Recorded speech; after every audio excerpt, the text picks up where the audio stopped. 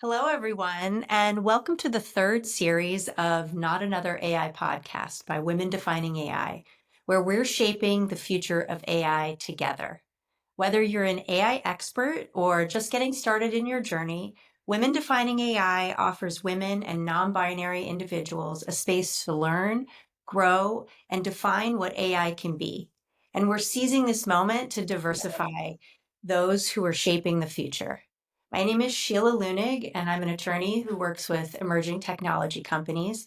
And together with my podcast co hosts, Sheena Miles and Julia Kapoor, we're excited to bring you the real stories of experts and everyday folks working in artificial intelligence, diving into their ideas, challenges, and breakthroughs. Today, I am very, very excited to have Soribel Feliz with us, a friend and colleague who has an incredible story to share about her journey to where she is today in AI.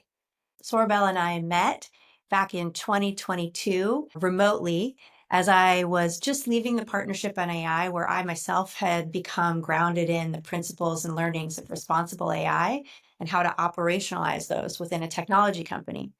ChatGPT had just launched, and I was really curious, like a lot of people, about what this was all about and what changes it was going to bring. And Sorabel was putting things out into the social media universe on LinkedIn about her own curiosity and interest in learning. So she started a book club and pulled together about 20 nerdy AI people who wanted to learn more. And what a lot of chutzpah she had, because she just started inviting incredible authors to join this small group and talk to us after we read the books. And you had Reed Blackman, who wrote Ethical Machines, and you brought in Kevin Roos, who wrote Future Proof, and so many other great authors. And that was the beginning of my understanding of Soribel and her deep curiosity about artificial intelligence. So welcome, Soribel. Thank you for coming today. Thank you for having me. I'm so excited to be here and to, spend this time chatting with you. So let's start with your roots. I'm curious about how your experience has been shaped by your family and your early experiences, and some of the moments that might have sparked your interest in tech and systems and social impact. Yeah, well, I'm a daughter of immigrants. I grew up in New York City, definitely in the lower income working class neighborhood. I'm the first in my family to go to college. So I definitely was not exposed much to tech and to any tech pathway, any career pathways. I got my first computer when I was 12. My father bought it for the family with me in mind, right? Because I had a little bit more like curiosity and ambition. So he sacrificed and bought a computer for us, but more for me. I was 15 when I went to college, and I took a lot of different classes, intro to this, intro to that, and I took an intro to computer science. That was amazing because it was hard but so interesting. In the end, I didn't pursue that. I thought, okay, that's too difficult. I can't do it. I regret it now. But I was a multi-passionate person. So I also had a passion for languages. My minor was in French. I studied abroad in France. I had a passion for international relations.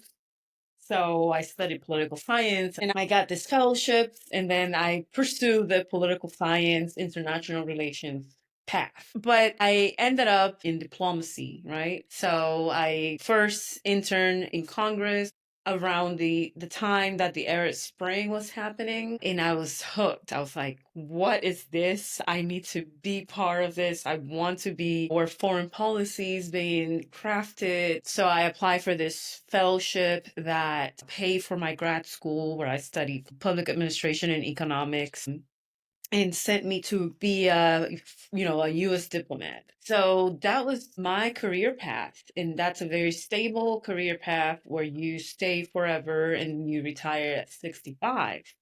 What does a U.S. diplomat do on the day to day? What did your job look like?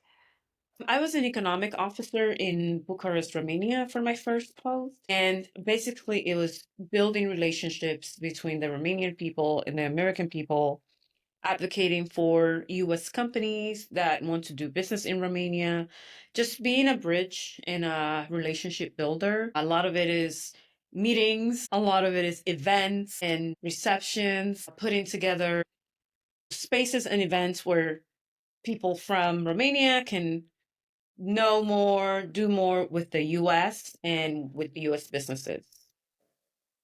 Interesting. Tell us a little bit more about your shift from working at the US State Department into tech. How did that transition happen? It was a slow transition. In 2015, OPM, the Office of Personnel Management, was hacked, and data of about 2 million federal workers was exposed, my own included. And I was very disturbed that the Chinese government, which was responsible for this, could have access to all this federal employees' data. And I was like, what is our government doing about this? What is happening? And so I got interested in cybersecurity and I got interested in knowing tech policy and cybersecurity, how we were going to respond to this, how we were going to protect the American people.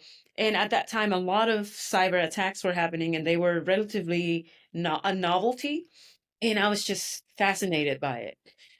So I try to do tech policy things within State Department.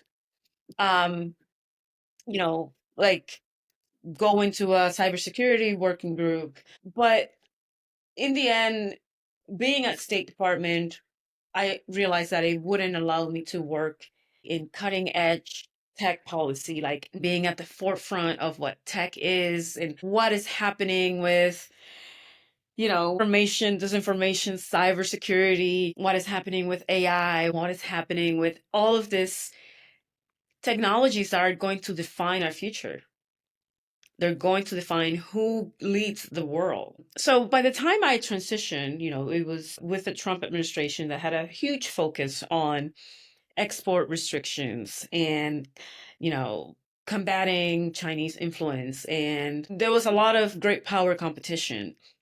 I had the opportunity to join Meta. I was in their civic integrity team, working with the algorithm that moderated content. And, that was my first exposure to AI and machine learning. And that was before ChatGPT. And, it was just machine learning. There wasn't anything sexy or hot about it.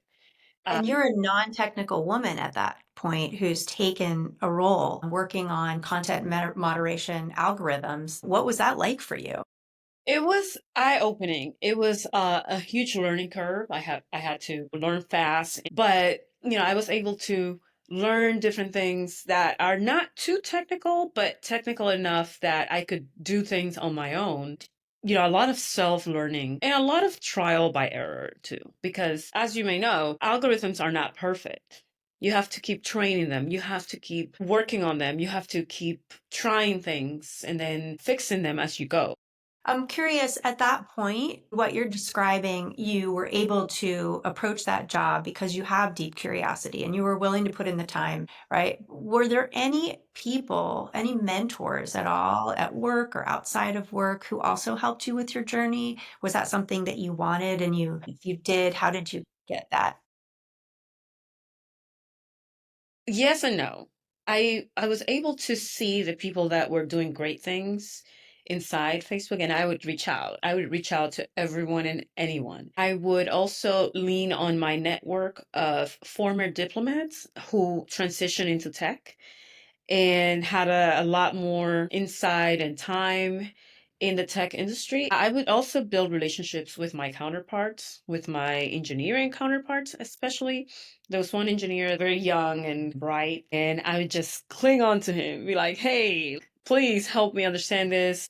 And other non engineers as well, who had been there for a while and they could give you the down low and help you out. So building relationships, 360 relationships, is Right. key in the tech industry. I'm hearing you say that you were proactive and that people were responsive to that. People were willing to give you their time to talk about the technology you were working on so you could better understand it and do your job better as well. 9% of the time. Successful. So what came after that? What was the transition and big career shift after Meta? I was laid off from Meta and I was laid off in the first wave. And that was the same month ChatGPT came out. And, that was like, whoa, whoa, what is going on?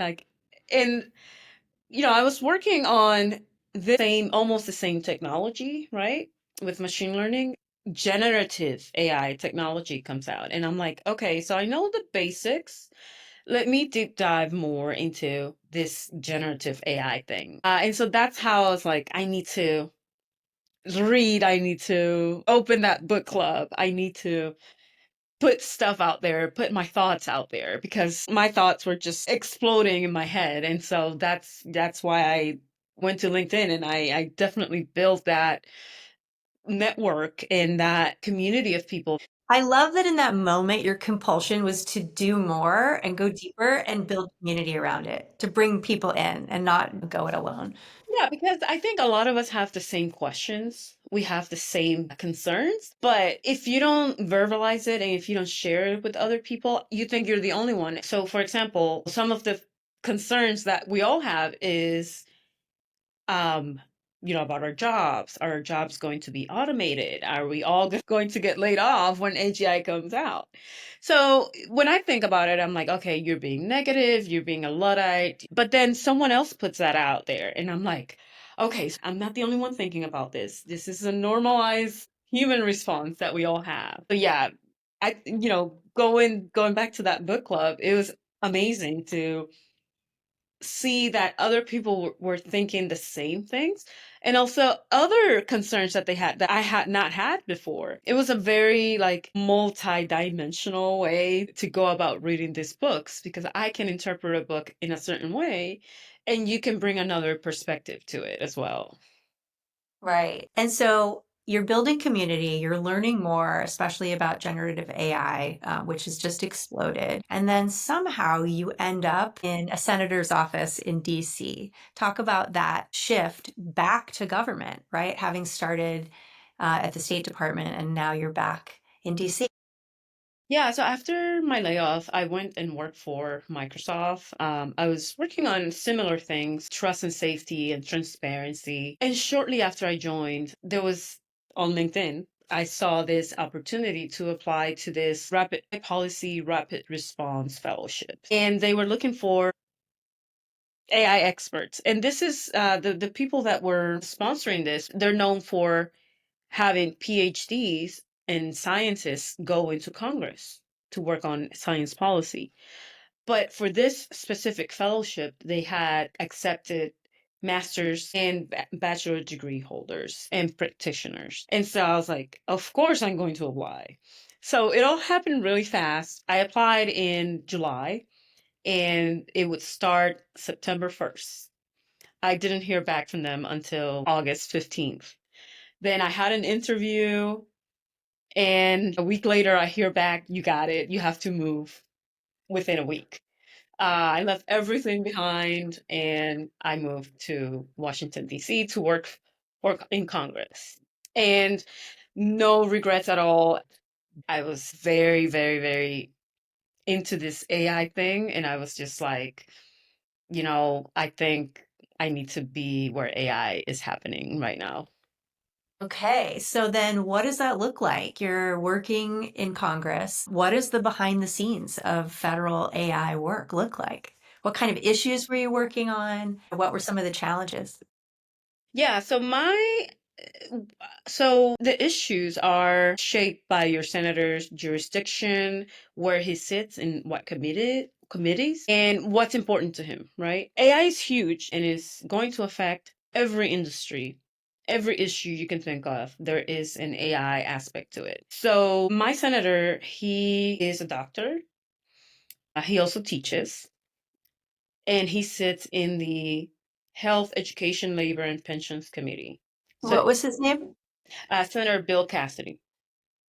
And so his big thing was health, education as a number two. He's also in other committees, so he's very interested in the use of AI in the military. and AI and national security. But his main priority definitely is how AI can help improve our health systems, both for doctors and for patients.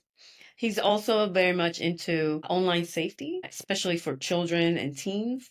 So he's one of the co-sponsors of one of the biggest legislations for online child safety. All of these issues were very important to him. I had the tech and AI portfolio, so my responsibility was to keep him informed, educate him, and represent him in all of these issues.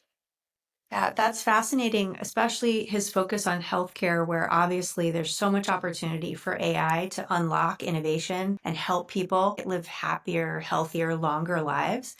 And then the risk, the use cases are really high. So I'm curious, how were you all thinking about the potential harms and AI governance in general?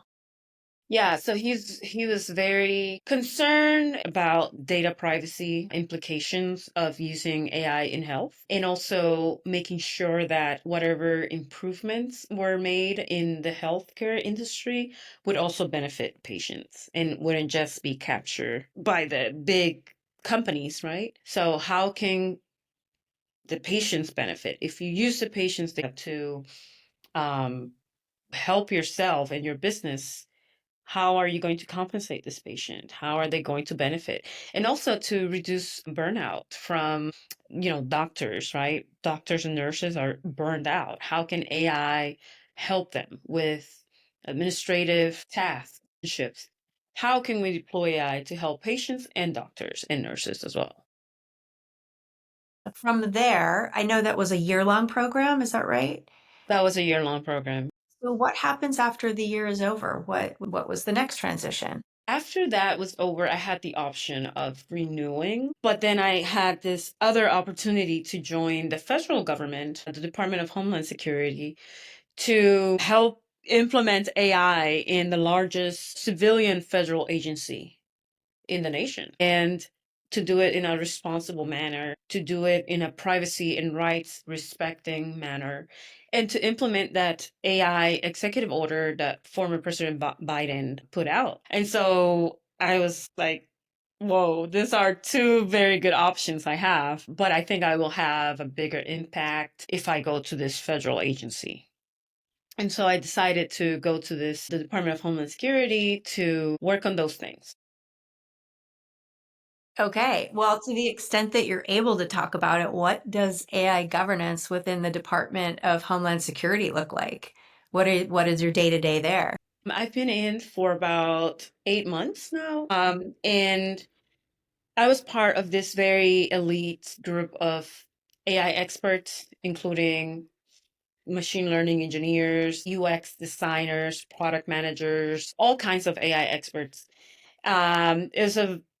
It was a startup within this big bureaucracy. So that was really amazing. And I was the only policy person there. Everyone else was a technologist, technical person. So my job was a lot of compliance and building governance frameworks for how DHS would implement AI. So we had to make sure that we were compliant with the AI executive order and with the ONB mandate that we had at the time. So a lot of compliance, a lot of relationship building, a lot of education and training. And we had to do a report on AI use cases, an inventory to see how we were using AI in this department. That was a big lift because ChatGPT came out in 2022, and we think that's when AI started. That's you think the history starts there. History doesn't start there. We have been using it for a long time, but we didn't call it AI. It was just technology. So documenting these things and seeing if these are use cases that we have to report and that they are following the governance frameworks that we have established. Every good AI governance project begins with, mapping what are your use cases across the organization, creating an inventory, and then, from there, assigning risk and looking at how you can mitigate and track. And so that is a very big lift. Definitely. Yeah. Is there anything that you could share with us that speaks to you know, the role of government in tech innovation. I've worked in the federal with federal partners a lot, and I think sometimes people don't understand how much the federal government is using technology, what big users they are, and actually how they do through their use of technology push along regulation. And I'm just curious, like, if you can share with us any learnings that you've had since working in government. I think the federal government really sets the tone for how the private sector behaves. During the Biden administration, we had a lot of voluntary commitments for AI safety, and AI safety was like one of the biggest things that all companies were talking about. The government is one of the largest buyers of That's technology. right. So things like facial recognition, the government uses that quite a bit. We have chatbots. So we set the tone for a lot of things. Companies they wait for us to see how they will take their business. I think that's a very powerful thing. They say we have the oldest, the most outdated technologies, and in some cases that's true, but sometimes we can be at the forefront of technology, and we are definitely pioneers in some of these technologies as well. Yeah, 100%. And I think, AI safety became something that was given a lot of attention and investment, let's say 5, 6 years ago, more so even after ChatGPT and generative AI exploded. And we're still on that journey. We don't have any federal regulation. The state regulations are popping up like popcorn here and there with some consistency, but some not. And we've got global regulations. Technology companies are global businesses. It's really going to be an interesting time the next decade to see how we create a fabric of regulation that is efficient and allows for companies to accelerate their businesses without being overburdened by having to comply with all these different jurisdictions globally. That's right. Yeah, and that's something that companies complain a lot about. Yeah, a lot of effort, a lot of money for them to comply. So then switching from your work to more of your personal passion, I'd love to talk about some of the things that you're working on right now. I know that you were thinking about writing a book or pulling together some content, and I'd love to dig in a little bit into what is that and what do you plan to do with it? I have a YouTube channel that I opened earlier this year, and it's about tech careers of the future. We know that the tech industry has been decimated in a way, and the investments are now in AI. So, given that, we have to come to terms with it and accept what's happening and learn how to position ourselves for the future. So I thought, I had a lot of people reaching out to me, young people, parents of young people as well, career transitioners, asking me, hey, what do I do? What should I study? Some people are asking, should I even go to college? Now that, they're saying that AI is going to replace everyone and jobs will be lost. And it's something that it's hard for me to answer in like a message or even a meeting. Well, I thought, why not use your network and mine that network for information? So what I've done is bring people in who work in tech in different areas of tech. Uh, Things like trust and safety, cloud computing. Today, I had a live stream about AI agents and agentic AI. And I just talk to these leaders and I say, give it to us. What's the truth? Is this a career that has any future? Is this something that a young 18-year-old should pursue? Instead of just keeping that knowledge, I wanted to share it with everyone so that people could make more informed decisions about their careers and their future. I also want to do more because, a YouTube channel takes time and not everyone knows about it. But I was writing a book, right? The top 10 careers of the future that now I want to turn into a digital product because it's not enough to tell people the careers of the future. People also want to know, how do I pursue that career? I think people want more hand-holding and implementation and reassurance. People don't want to do this big transitions alone. So I'm thinking of doing a digital product, whether it's an ebook or a playbook of how to get things done. Is there a certain audience that you're focused on or care deeply about? Yes, my biggest audience is because I'm a former government employee, former diplomat, those people, because those people reach out to me to ask me how I made my transition. Because they have transferable skills that they think after 20 years doing the same thing, like I have no skills at all. And I thought the same when I was transitioning myself, but it's not true. I have the skills and they have the skills, right? Communications, project management, stakeholder management, strong writing skills. And so I have them in mind, but I also have younger people in mind because when I was in college, I didn't have my parents to help me decide what to do because they didn't go to college. And young people right now, I feel for them. It's a very uncertain time and we're not in the growth phase anymore. And so they're getting a lot of doom messages, right? If I were a young person right now deciding what to do, I would be so overwhelmed. And so I want to help them as well and give some hope and optimism about the future. I love that. And I really appreciate that you're focused on young people. I have some young people in my own family who are really struggling with envisioning where they fit into the future. And it creates a lot of anxiety at a time when I remember being super excited about going out into the world. And for them, they're really struggling to envision where they'll fit in because they're smart and they hear, jobs are going away. Jobs are going to look really different and people don't have answers for them. It's a very scary time for all of us. Yeah, like gloom and doom about the future. Yeah, yeah. I mean, I don't want to paint it in rosy colors, but I also don't want to provide this very unhelpful headlines that don't give you a solution.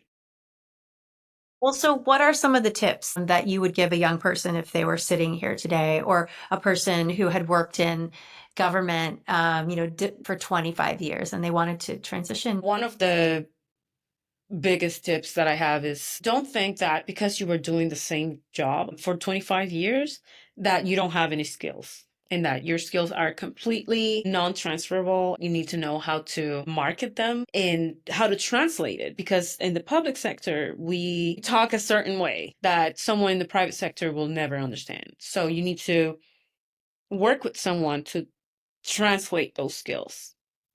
Um, Also, be adaptable because in these times, we all need to be adaptable, right? Consider going to other industries that are not necessarily government. Where can you apply your development skills, diplomatic skills in other industries? I would say keep your eyes open to opportunities that may not look like something ideal to you, but if you show curiosity, it may end up being something that you're good at and that you enjoy. And the last thing I would say is work on your social media, especially LinkedIn, because before I wanted to transition, I never posted for fears of, espionage and all of that. But once I wanted to transition, I had to work on it and just put myself out there. Yeah, that is how I've experienced you in social media, being a very authentic voice. And so you definitely model that. And I think that's one of the things that drew me to the content that you were putting out there. It wasn't whitewashed. It was very much you being vulnerable in ways where you're like, I don't know what I don't know and I want to learn, and encouraging others to do that. So I assume some of the content that you're pulling together would guide people through, how to do these things, not just substantively, like how do you upgrade your LinkedIn, but also like the emotional part where a lot of people don't want to put them, it feels cringy, right? Put yourself out there a little bit. And it's also like we're the public sector people, diplomats, we're very risk averse people. And in the State Department, in our profession, there's a thing called corridor reputation. And it means that people talk and your reputation is the most important thing and you shouldn't rock the boat. You can't go against the grain at all. And so I think that when we're transitioning, we have to have opinions We have to take initiative. We have to get over the need to ask for permission because we were previously in a very hierarchical organization, and that's not the case anymore. We have to be very self-driven and post controversial opinions and do a lot of brave, bold things. And those things are beat out of us when we are in the diplomatic service. So it's a whole new ball game. Yeah, yeah, all of that makes sense. And then you have young people who are kind of on the opposite end of the spectrum, have engaged with social media for a long time and have different ways of approaching that. So we'll be sure to update the description of this podcast so that it includes that and your YouTube channel as well. I would love to jump now to a different topic, your own use of AI and, the tools that you use, why you chose those tools, the use cases. At Women Defining AI, we're encouraging women and non-binary individuals to really engage with the tools themselves. Share with us some tips about what your best AI hacks are and the tools that you use most. Well, I'm all over the place, right? Well, I don't pay for any tools other than StreamYard. I use almost all of the LLMs. Like I use DeepSeek, I use Claude, and Gemini 2.5. I started using it because it's amazing. Before Google released Gemini 2.5, I was using Claude most of the time because it's the best one for writing. And it's not just me, there's a lot of other people that say Claude is the best for writing. So I really love that. The only thing is that Claude limits you a lot in terms of what you can get from it, from the free version. But then Gemini is really good as well. Gemini 2.5. And what are you using that for? I have to do like a lot of thumbnails and um thumbnails and hooks for my YouTube channel so I can get more views. And when it comes to the thinking mode, if you expand it and see how it thinks, you can take some information from there as well. Yeah, I've actually been using that functionality of some of the LLMs, the deep research functionality, and I love that you can see the thinking on the side. As it's thinking, it's sparking new ideas for me in terms of how I might approach the research.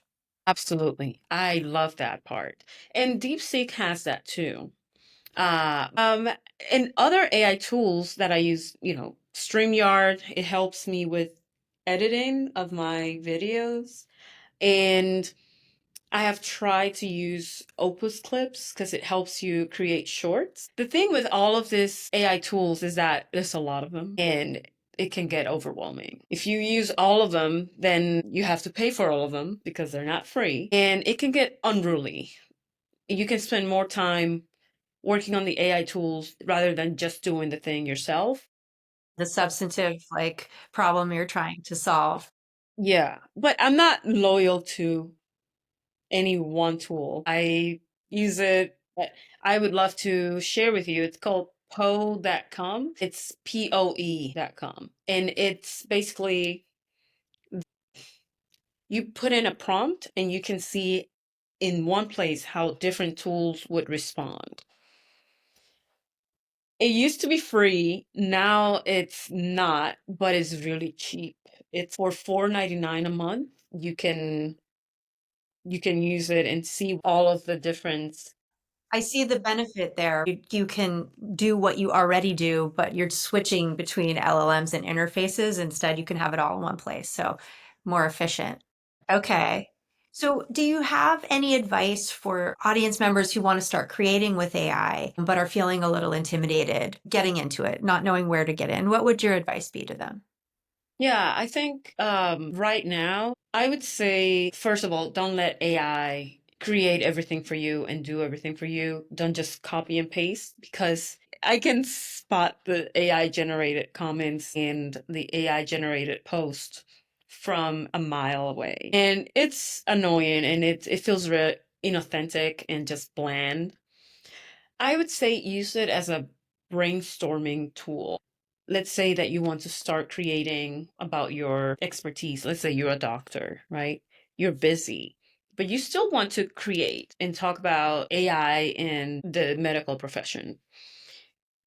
Ask it to come up with 5 content pillars for you. I'm a doctor, I'm a female. Give it as much information as possible. And then ask it to come up with 5 pillars. And then take it from there. Okay, so women's health. Here's my experience with women's health.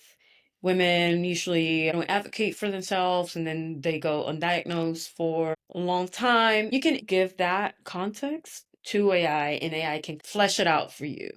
But I would say work with AI. Don't let AI do all the work for you because right now authenticity is the currency that we all have as humans, right? I think so many things that you just shared really align with how women defining AI is supporting, women and non-binary individuals to get into AI and engage and develop their own skills over time. And it really does start with getting over the fear and then just trying out the different tools and being consistent. So thank you for sharing those tips.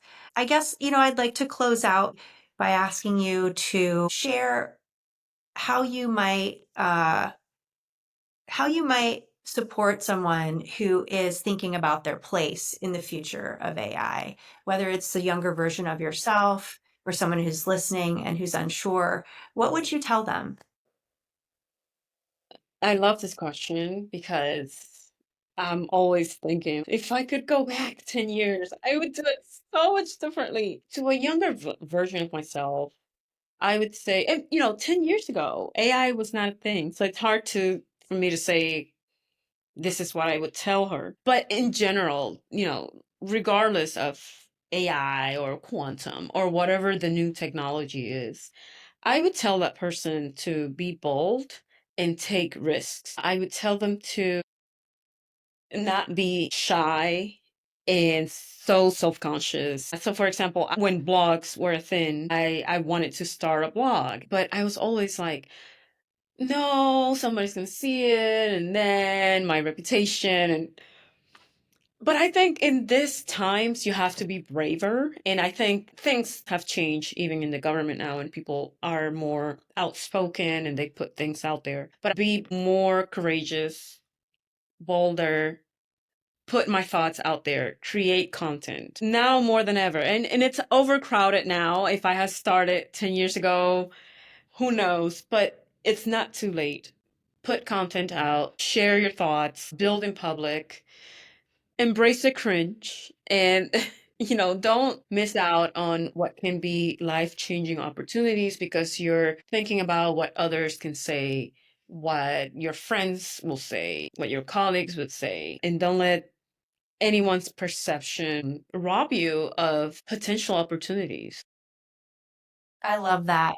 Thank you so much for sharing those reflections. And I have really enjoyed our conversation today. I feel filled and full with inspiration. I knew I would. And so thank you very much for joining us, Sorbel.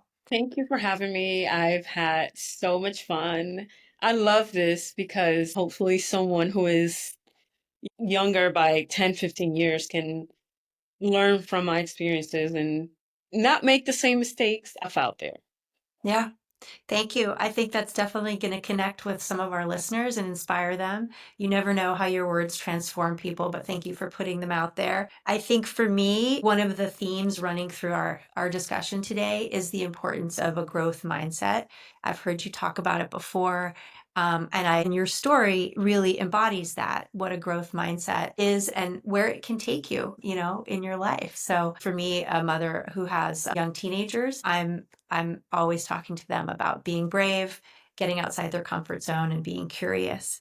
So we will make sure that we put a link to your YouTube in the podcast description. And for our listeners out there, check out womendefiningai.com. Check out the programs and the community that we're building there. And thank you for joining us. Thank you.